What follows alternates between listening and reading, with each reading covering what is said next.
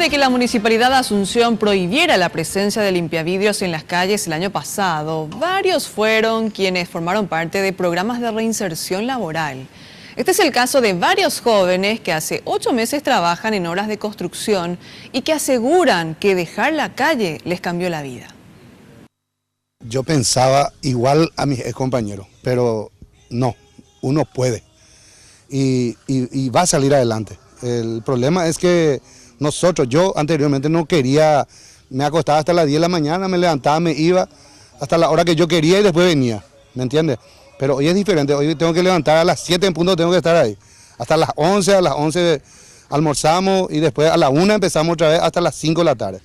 Y no es un horario exigido, ¿entendés?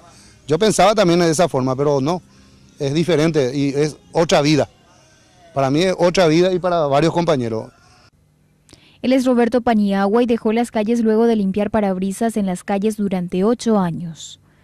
Hoy es jefe del grupo de ex limpiavidrios que trabaja en la construcción de estas viviendas en Areguá.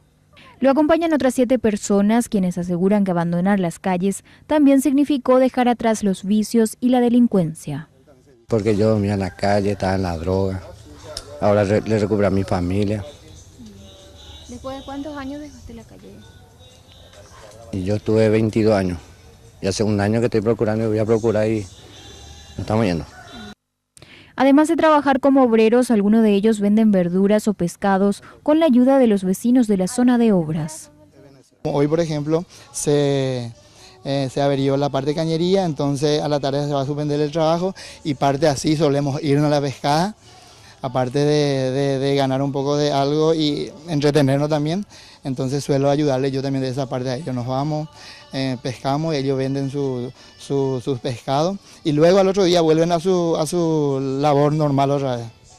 Según datos de la Junta Municipal de Asunción, de los 280 limpiavidrios que estaban en Capital, 170 fueron reinsertados al ámbito laboral. Los demás volvieron a los trabajos informales y a sus ciudades de origen.